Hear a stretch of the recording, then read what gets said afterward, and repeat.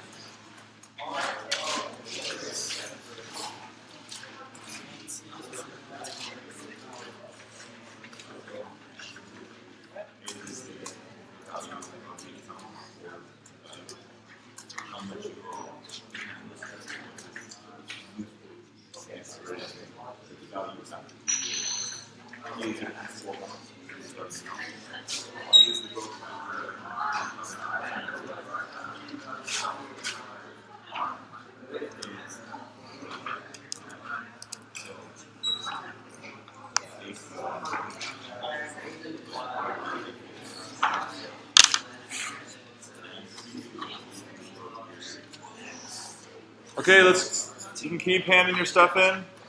He'll keep getting it. Let's get started. Where's Aiden? Aiden here? Ryan, you're up. You get to pick. Pick one of them and tell me what it means. Okay, we're starting. We're going to get started. Here we go. All right, we're going to get started. Okay, bring your attention to the front. Bring your attention. Okay, whisper if you're talking about math. Whisper. Okay, can you please stop talking? Thank you. We're going to get started. Okay, Ryan, you're up. P is the initial value. What's that? P is the initial value. He wants P to be the initial value, and in terms of compounding and financial stuff, what does that mean, the initial value?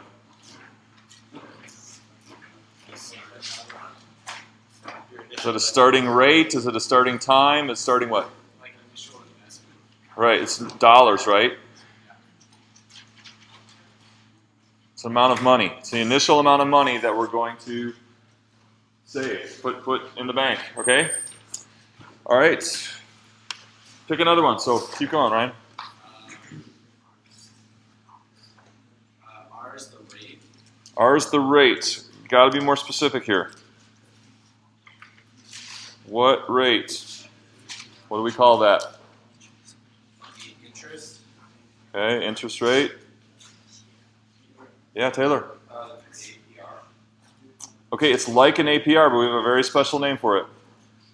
Yeah. It's not an annual growth factor. It's a rate. What rate is it? Continuous rate. Back to Ryan. Was that you? Yeah. Yeah, that was it. What is it? Continuous rate.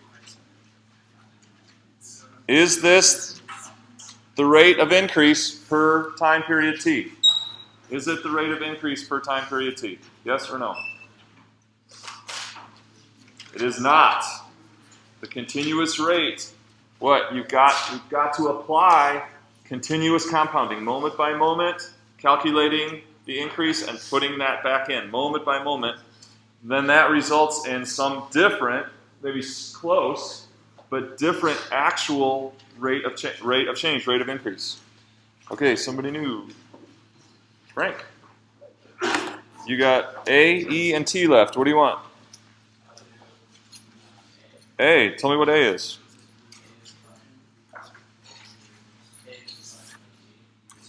Okay, so A is the name of the function, but what is this quantity? What kind of value? Value of time, value of rate, value of... Yeah, what are the units? Yeah, what are the units? What is it measured in?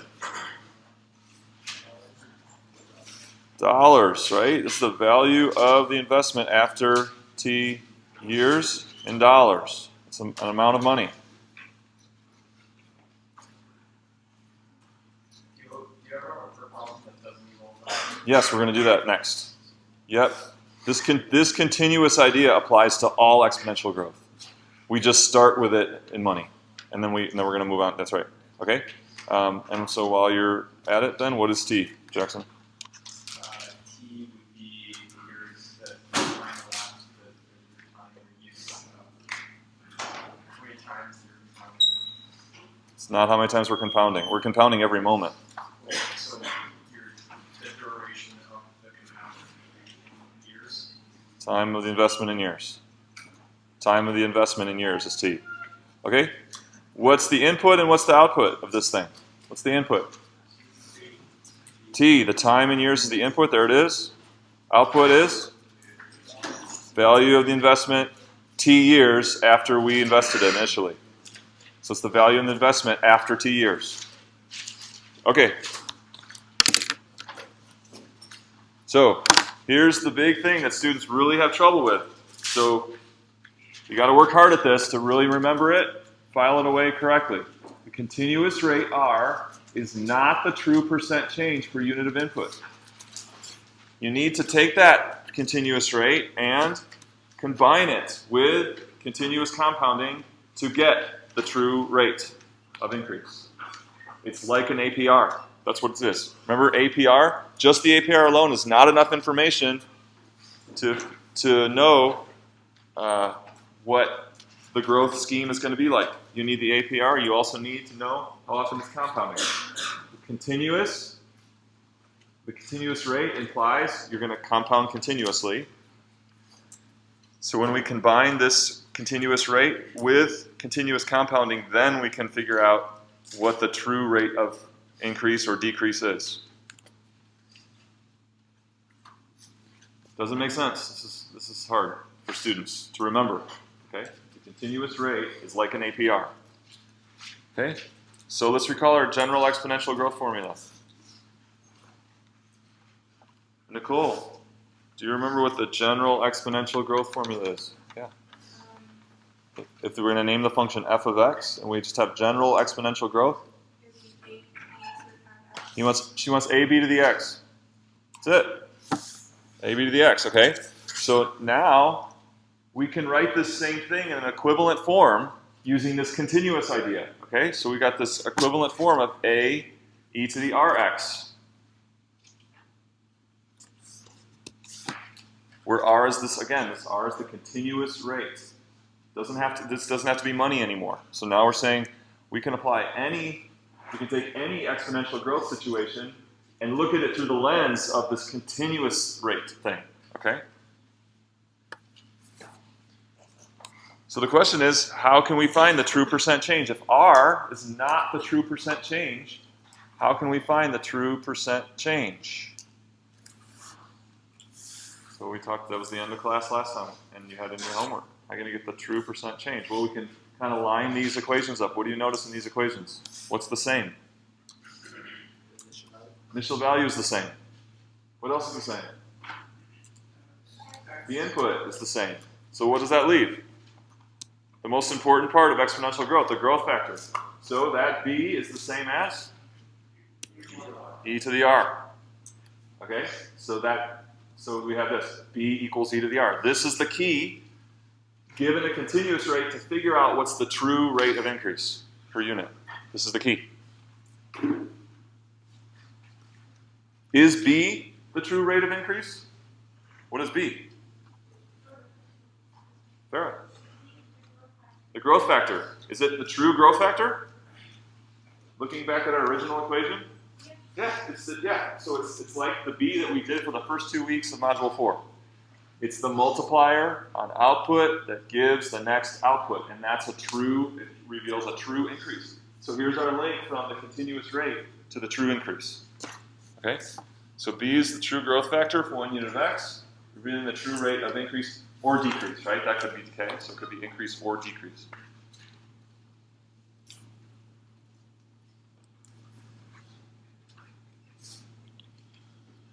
Okay, so I'm going to do a little example here in blue.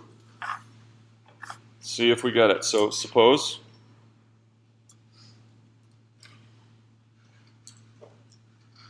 a nation's population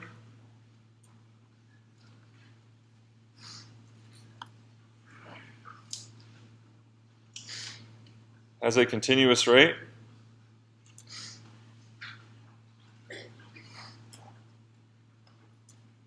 of 19.2% increase, but it's going to be every 8 years.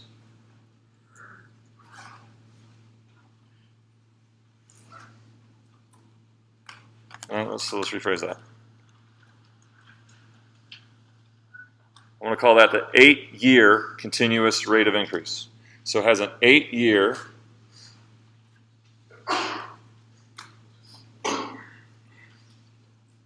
suppose a nation's population has an 8-year continuous rate of increase of 19.2%.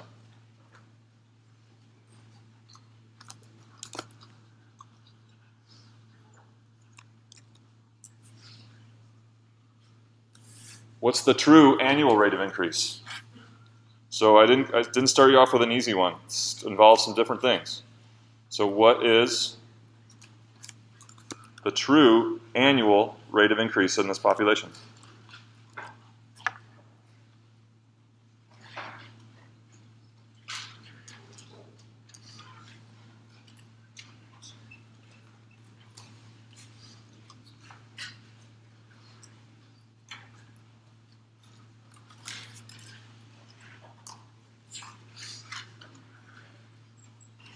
So this is a continuous rate, but it's for an 8-year period. It's a continuous rate for an 8-year period in this country, 19.2% continuous rate. And now I want to know what's the true annual rate of increase. So you got different things that you have to apply here. It's not an easy question to start with. So one thing you can do is start with first write a function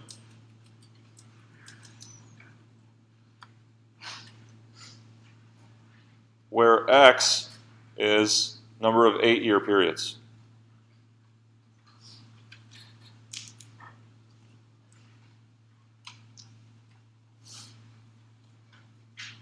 So can you write a function, given the information, where x is the number of 8-year periods? Then from there, can you work out and work through to what is the true annual rate of increase?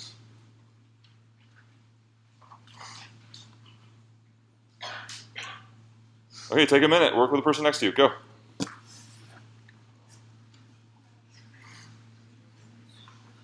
Oh, let's call it P for population, okay? P of x.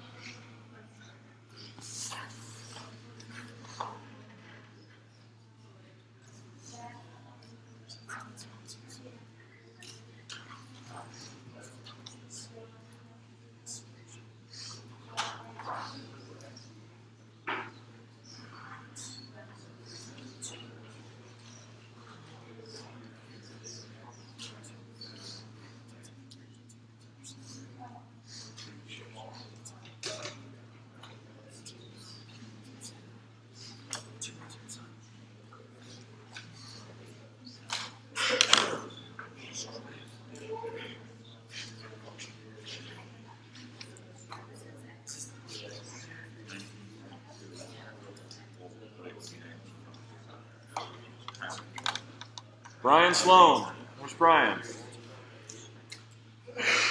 Brian Sloan? No Brian? Okay. Mariah. Where's Mariah? Mariah, how about the function? Did you get the population function if the input x is the number of 8-year periods?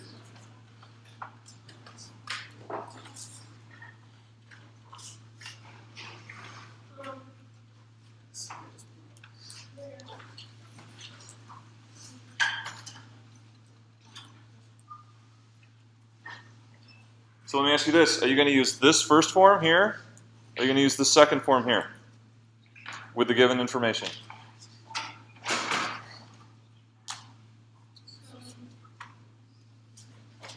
This one? Okay. So do we know what the initial amount is?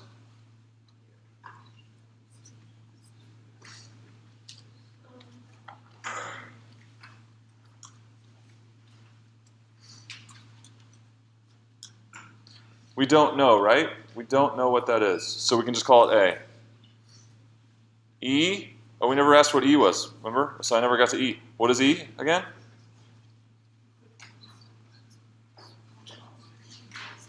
It's a constant, right? It's like pi. 2.7, 1828, 183, dot, dot, dot. Okay? So, do we know what R is? Yes. What will you put in for R?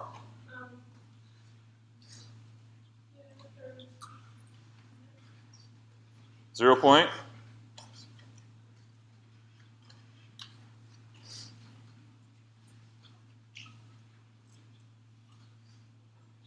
Do we know the continuous rate? What is it?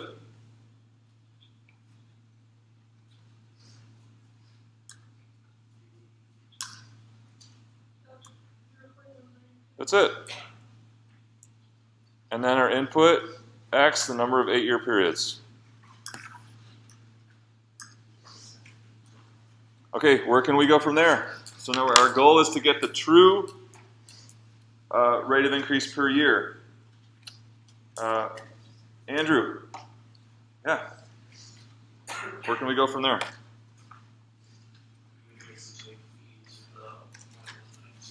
And what will that be? So e to the 0.192, and what will that equal?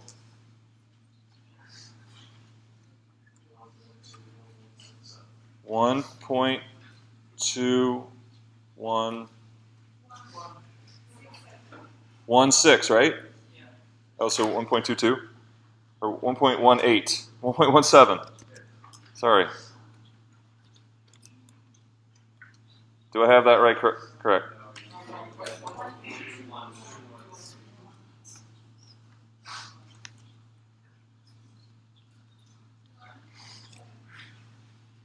Do I have it right now? Okay, that was. I'm glad that's over. Okay, so what does that tell us? The what? Which true growth factor? That's what is it? That's the 8-year growth factor. So then, what does that tell us?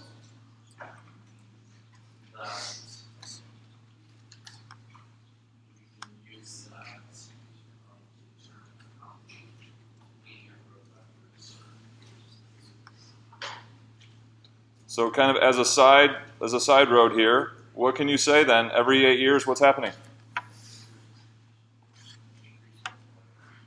Yeah, so we have an increase of 21 point. Look, different than 19.2, right? Our continuous rate for 8 years was 19.2%. The true increase every 8 years is 21 point. What's the missing link? Why is it a little bit higher? Why is it a little bit higher than 19.2, or actually a lot higher? What's the key? Continuous compounding. Every single moment, calculating the percent increase, putting it back in. Every moment. Calculating the little increase, putting it back in. The cumulative effect of that over one 8-year period is to make the true growth 21.1%. 0.17% increase instead of 19.2. Adam? You good? All right, where are we going to go from here? We wanted the 1-year percent increase, so we can just take 21.17 divided by 8, right? Percent increase is not transferable. We need the... Yeah, we need to do it through growth factors. Cujo, you're up. What's next? Is that what I need to get the 1-year percent increase? Yeah, so that's what I want.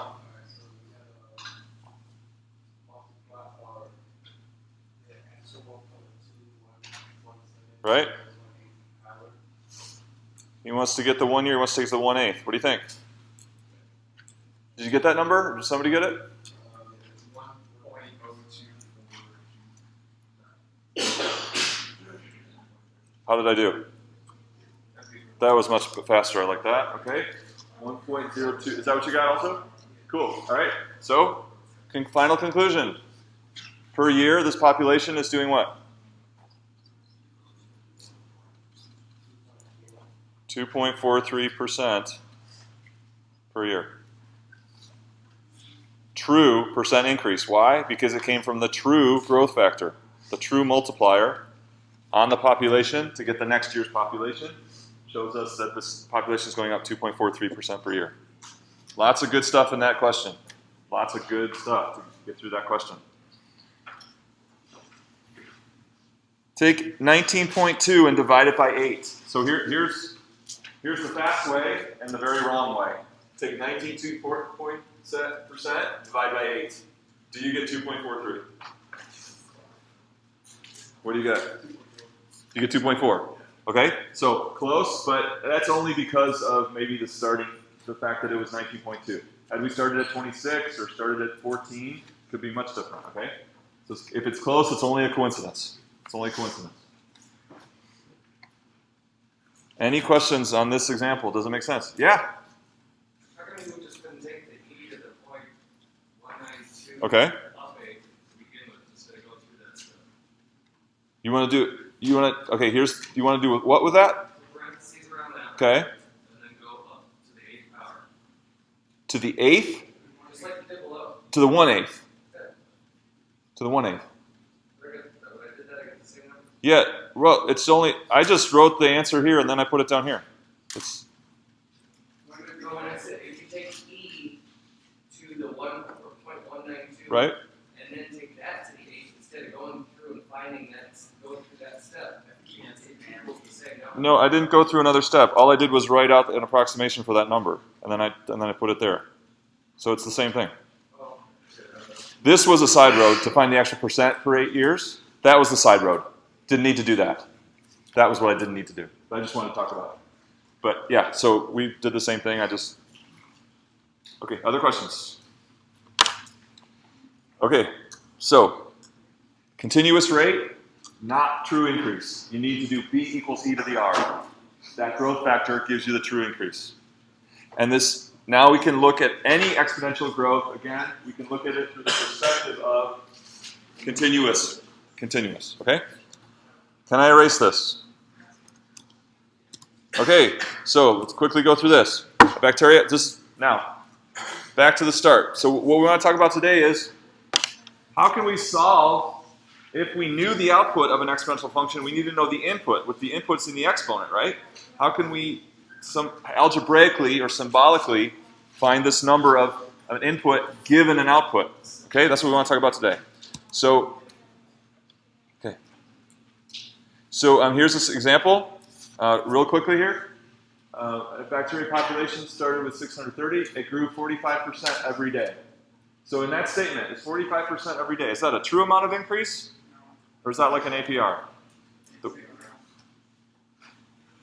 And grew 45% every day. True increase. True increase. It doesn't say it's a continuous rate. It's got to say this is a continuous rate, and then it's like an APR. This is telling you every day it grows 45%. That's a true value, okay? That's a true increase. I want you to determine the one-day growth factor. Let's do it together. What's the one-day growth factor? 1.45. All right, what's the function? So what is the function to give us the population X days after that initial amount?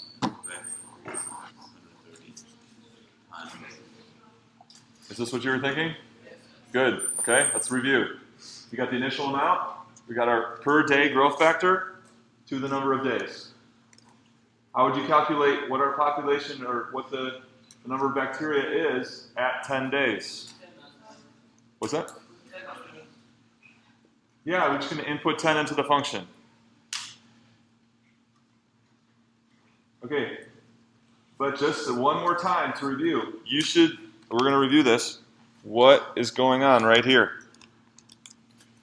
what does this calculation do that it gives us? Why does it make sense? It should make sense why that gives us the bacteria after 10 days. Should make sense. You should see that and have an image of, oh, I get that. That's showing me how exponential growth works. What's it all about? What's the centerpiece? That number right there, right? Because that's the initial amount on day 0. How much will we have after 1 day? How would you get how much you had after 1 day? That's what the growth factor do. It's the multiplier on the output to give next output. So this is the amount after 1 day, or number on day 1. Number on day 2. Multiply by that again. So if we want the number on day 10, what are we going to multiply by? 10 of those every day. Multiply by 1.45 for 10 days is like multiplying. It is multiplying 10 of those times 630, and that's why it's 2 to 10. Okay? So yeah, you can use these functions now, plug in, crank out numbers fast. Don't lose sight of what's going on. Okay? Don't lose sight of why that does what it does. Okay. So, same setup, new question. How many days will it take the population to grow to 500,000 bacteria? How many days will it take the population to grow to 500,000 bacteria? So that 500,000, what kind of value is that in our function? Output. It's the output, F, right? And what's the unknown? How many days? It's the X. So here we have a situation where we know the output, and we need to solve for the number of times that we'd multiply by 1.45. So, dividing by 630, we come to this. We come to this. And the question is, how do we get this X? How do we solve for X? So I had you in the past doing it by a graph, right? I said graph that function and look for where the Y value is 500,000. Maybe plot, graph a horizontal line at 500,000, get that intersection point, and get your corresponding X. We want to do it algebraically now. Okay? So here's the deal. What is that X? That X is the exponent of 1.45 that gives 793.65. That's what the value of that X is. Would you agree? It's the certain exponent on 1.45 that gives 793.65. But we want a compact notation for that. So rather than write all that out, we want to have a compact notation that says the same thing, that says that X is the exponent of 1.45 that gives 793.65. So this is what we came up with. Mathematicians, scientists came up with this thing, log. Okay? That statement right there, that means this. That means that X is the exponent of 1.45 that gives 793.65.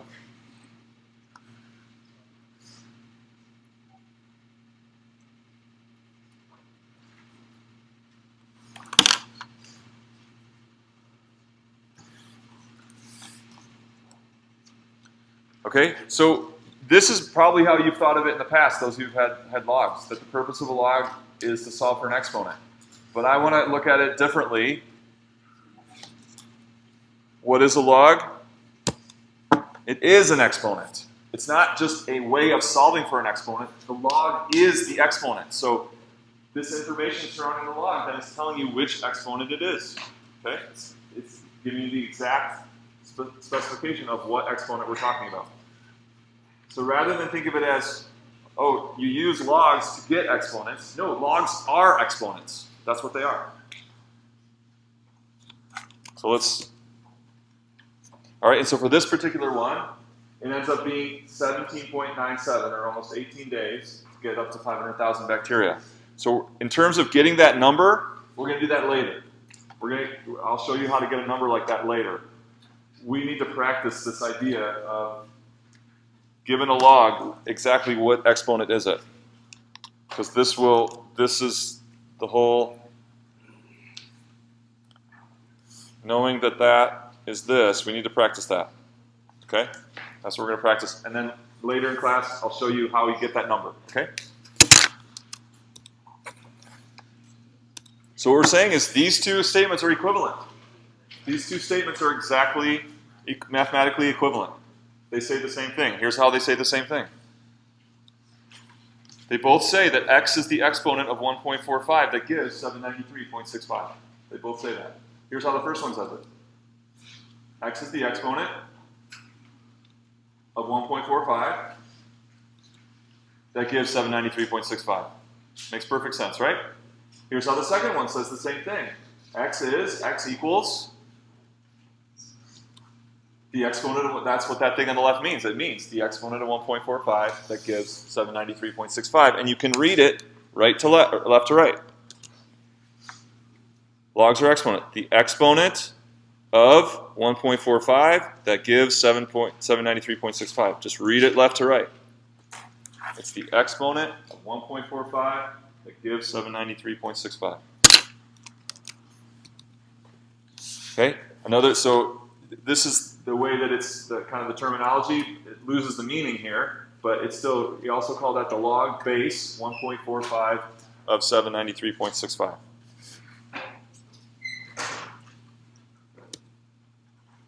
Okay, so practice. So this is what we're practicing. When you see a log, you got to be quick. If you want to be good at logs, quick with this statement right here. Okay, and then after writing that statement, that's number one. And then you're going to do it then based on that statement, based on that written statement, you write it this way. So you're describing in words, and then you write it like up here, based on that statement. So practice, go. So first, describe in words what exponent we're talking about, and then write out the equivalent statement using that as an exponent. So you're talking to the person next to you.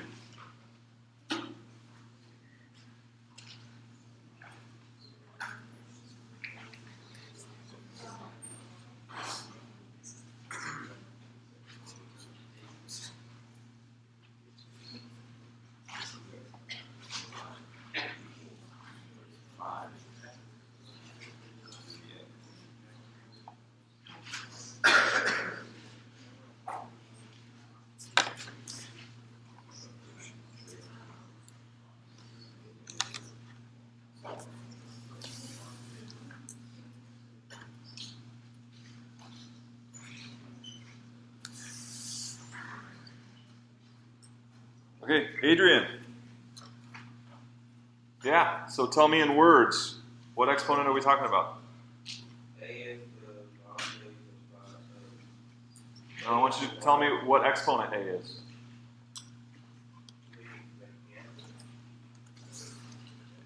Like this.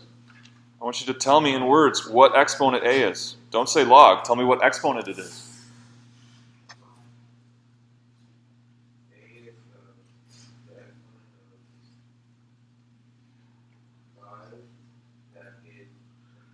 You said it's the exponent of 5 that gives 25. That's it. Now you got to think about that statement and write the equivalent mathematical statement. What will it be? Candace. So if A is the exponent of 5 that gives 25, how can you rewrite that mathematically?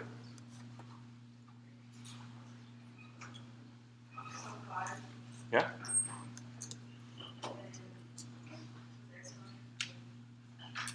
Five to the A. You got it. If A is the exponent of 5 that gives 25, then 5 to the A equals 25, right?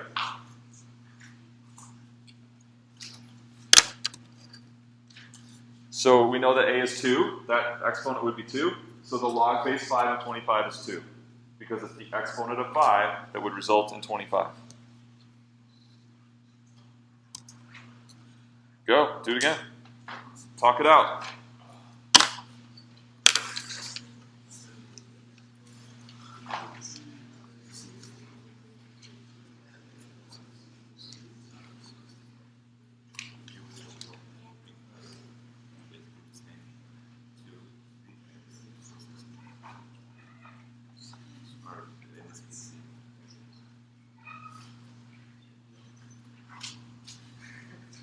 Okay, there should be 40 conversations going on.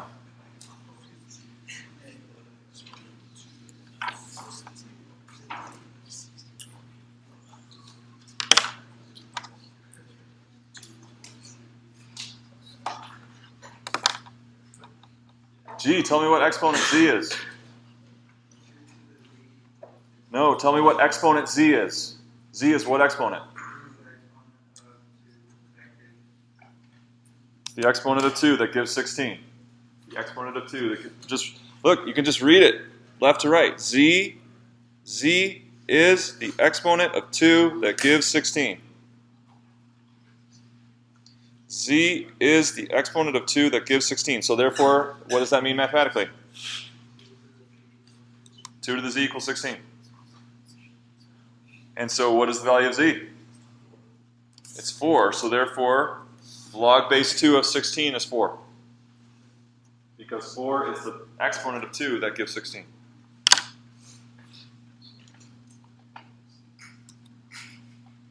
Do it again.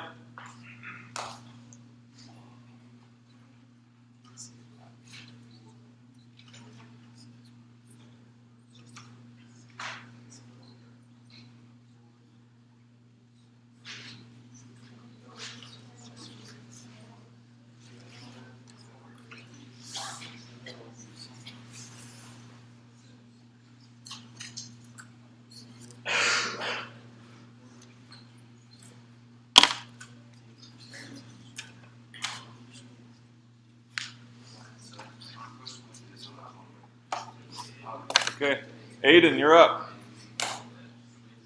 Tell me what exponent P is. The exponent of 4 that gives 1 over 64. He said P is the exponent of 4 that gives 1 over 64. All right, can you tell me that, rewrite that then. If P is the exponent of 4 that gives 164, so 4 to the power of P is 1 over 64. 4 to the power of P equals 1 over 64. Okay, and so in order to kind of see this one, you may have to write 1 over 64 is 1 over 4 cubed. So what is this log, or what is this exponent? -3. So the log base 4 of 1/64 is -3.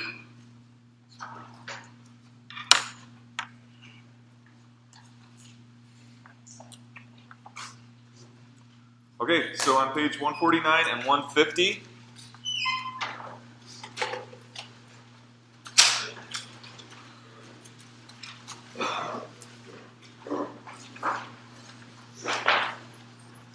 numbers 2 through 5.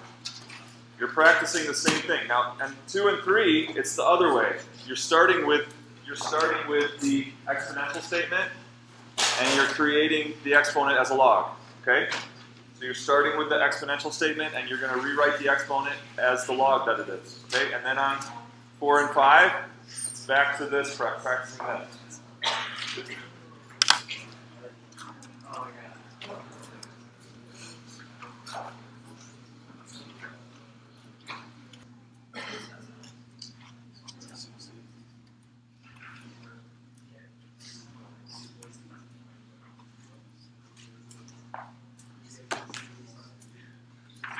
Okay, let's skip to number 5.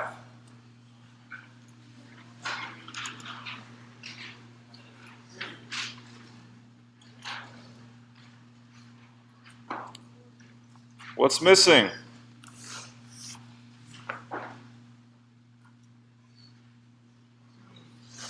So, reading it, whatever x is the exponent of what equals 1/100th, okay?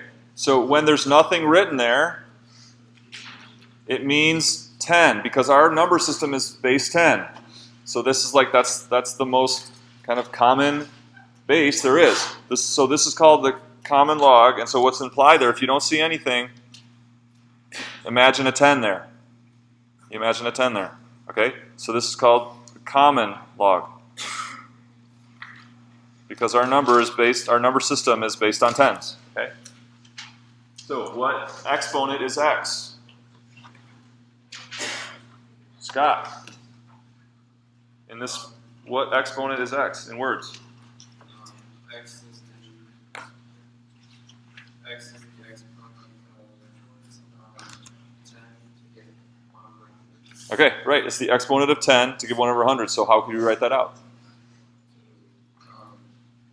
1 over 100 equals 10 to the x exponential. 10 to the x.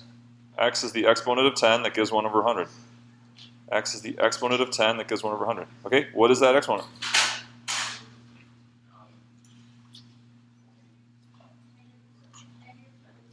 Negative 2. Okay, so in terms of calculating these exponents by logs in your calculator, there's a log button on your calculator on the left side towards the bottom. It just says log. That means the common log. That means base 10. So hit log and hit 1 over 100. So you're asking the calculator to find you the exponent of 10 that would give 1 over 100. Do you get negative 2? Should be negative 2, okay? So there's a log. The log button on your calculator is this common log, it's the base log, base 10, okay? There's another one here, part C. Any questions on that? Common log using your calculator? Common log is base 10, and you won't see anything there. Here's another one, L in a 7 equals T. This is called the natural log.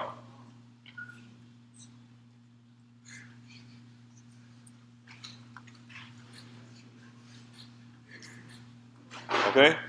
Invented by a dyslexic. The natural log, right? ln. Okay? So, I have nothing against dyslexics. Okay?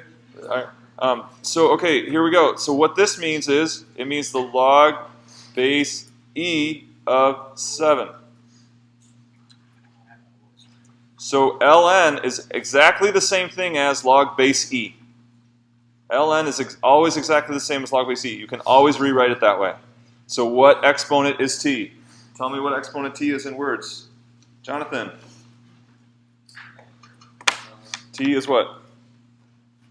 T is the exponent of e that gives 7. Yep, t is the exponent of e that gives 7. So can you write that out? E to the t equals 7. Perfect, right? The exponent of e that gives 7. Your calculator also has an ln button. Where's the ln button? Is it by the log button? All right, so if you put in ln of 7, what is it telling you? What you got a number. What do you get? 1.946. Something, something, something, right? What number did it just tell you? What does that number mean? 1.946. Yeah, Adam. Right, the exponent of e that gives 7. Yeah, if you took e and raised it to that power, it's the exponent of e that'll give you 7. That's what natural log is. These are the only two bases for which your calculator can calculate a number. Your calculator doesn't have any other base built in. But there's a formula that allows you to do it, okay? And it's called the change of base formula. Allows you to use these two bases, or any base, but in your calculator, these two, to calculate any log. So earlier in class we had 1.45 to the t equals 630, is that right? 7 what? 793. Thank you, 793. Do I have it right now? So we had this earlier in class. So what is t? So how can we write t as a log? What exponent is it? The exponent of 1.45 that gives 793. See, you just write it left to right. The exponent of 1.45 that gives 793. So your calculator doesn't have a log base 1.45, but the change of base allows us to do it. What we can do is we can change the base to anything. So we'll start with 10, change it to 10, and you take the log base 10 of 793 and divide by the log base 10 of 1.45. And that will give us the same thing as that log right there. And if you do that, you should get, I think it was 19.8 years. Am I making a mistake? Okay, we just wrote it wrong. 17.97.